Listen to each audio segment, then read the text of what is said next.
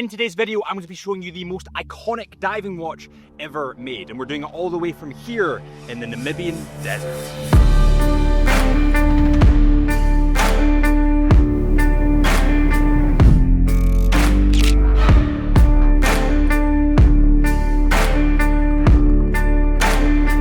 Welcome back to the Chisholm Hunter channel. My name is Harrison, as always. And when you think of iconic watches in the industry, especially diving watches, you normally go to the Rolex Submariner or the Omega Seamaster. But there is one brand that doesn't seem to get enough love within the industry. And they literally made the OG of all diving watches, and that's Blancpain. This right here is the Blancpain 50 Fathoms, 38.2 millimeters in diameter. There's a couple of new variants that they released, and these watches are absolutely insane. But let's just dive quickly into the history of the 50 Fathoms before we go into these watches in particular. By the way, the mission for this video was quite funny. I had the idea of coming to the desert with a diving watch and taking the diving watch, the OG diving watch, back to its natural habitat. So we've started in a place called Sossusvlei.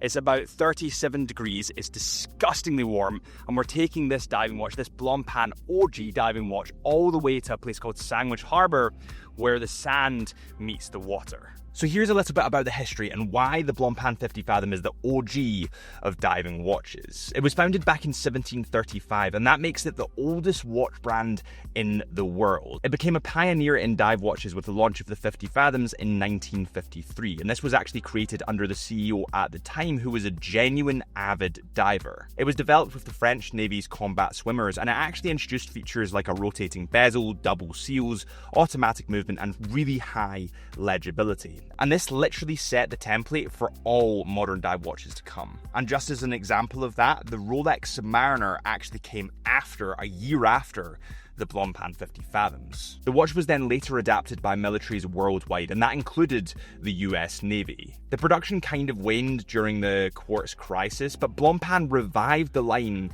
in the 1980s, and today the 50 Fathoms remains its most iconic collection, and it links the brand deeply with both diving history and marine conservation. The Blancpain 50 Fathoms of recent years have remained relatively unchanged. I mean, they're big, they're bold, they're chunky, and for a lot of us in the watch community, that made it quite difficult to get our heads around because a lot of us don't suit the 42 to 45 mil. That was until now, until these. Okay, so now that we've covered the history of this watch, Holly is literally looking at me laughing at the moment. Now that we've covered the history of this watch, we're gonna take a little ride and talk about the specs of this watch in particular, of which Holly actually has one on her wrist. Let's see it. Let's have a look. What do you think? Stunning. Stunning. I like it. Love it. Alright guys, so now that we've covered a little bit about the history, let's dive into the specs of these new watches. And by the way, we're about halfway now, we're still very much in the desert. There's literally ostriches just running around, which is kind of wild, but let's dive into the specs. So with these new models, you do have three variations to choose between. You have a titanium version, a stainless steel version, or a red gold version. My personal favorite, and I'll explain why in a second, because I know it's kind of weird, but my personal favorite has to be the red gold version. So these new models all come in at 38.2 millimeters in diameter, and that's kind of the Goldilocks size for us in the watch community, specifically at the moment. And I feel like the Blancpain 50 Fathoms have been missing this for a while. They are quite big, they are quite chunky, but this new size opens it up to a whole new market. It's kind of insane. And what's even more insane than that is the thickness. So the thickness on this watch is now 12 millimeters, which is insanely thin for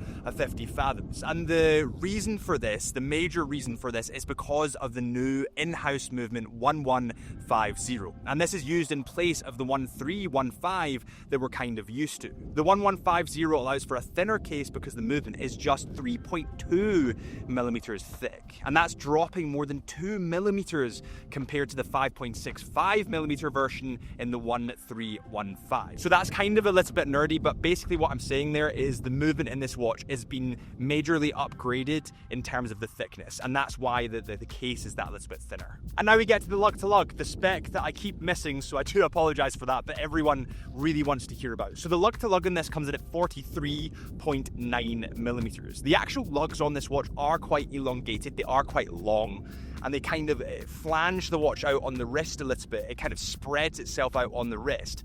but it is quite a healthy lug-to-lug distance, and is definitely a lot more healthy in terms of what we want in the watch community comparatively to the more bulky, bigger previous versions. These models have the classic 300 meters of water resistance, and it's really nice to see that the case thinness going down. A lot of what brands do when they make it a little bit thinner is they get rid of some of the water resistance, because that's the easiest thing to get rid of. But Blancpain haven't done that. They've stayed true to the roots here, which is really, really nice. They also have a screw down crown, sapphire crystal, and also an open case back, revealing that beautiful, beautiful movement. Now, you do have a variety of straps that you could wear on this watch. My personal favorite, and the one that I've got on in the moment, is the Tropic rubber. I think this adds such a sporty dynamic to this watch that you just don't get with the full bracelet or with leather, whatever else you might put on it. I do feel that the rubber just adds so much to this watch, a little bit like the Omega Seamaster. Right, now that we've covered a little bit of the specs, we still need to go over the design and the beautiful movement, and you're going to want to stick around for that because it's pretty incredible. But what we're going to do is quickly get in the beast, the car, and let's check out some of the beautiful Namibian desert.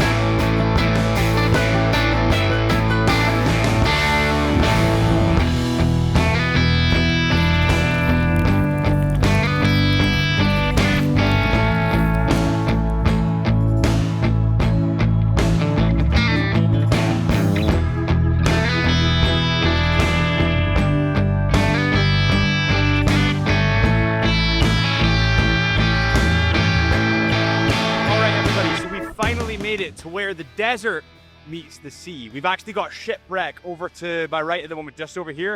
It absolutely stinks of fish. It's insane. But we finally returned this 50 Fathoms to its natural habitat. And let's talk about the movement for a second, and let's talk about some of the incredible details that are on this watch. Okay, so we've gone away from the coast a little bit. To be honest, guys, the smell of fish was just unreal. So we've gone away a little bit to a place called Spitzkopje. It's these beautiful rock formations.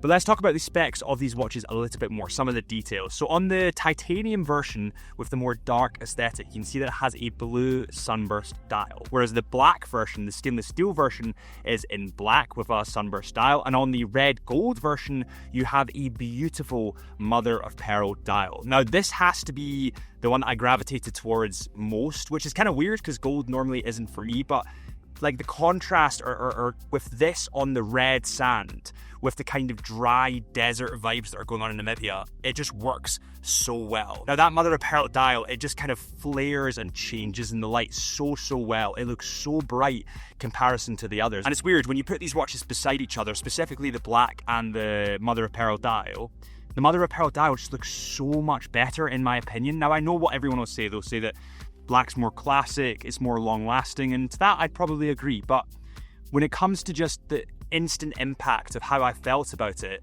the mother of pearl literally just, it totally blew me away. When it comes to the bezel, you do have an insert on the bezel, and when you move it through, oh, listen to that. The pops on the bezel are just literally to die for. I often say that I think like Tudor or Rolex has the best pops to their bezel, but I think the red gold one specifically on the 50 Fathoms, it definitely competes. It is absolutely unreal.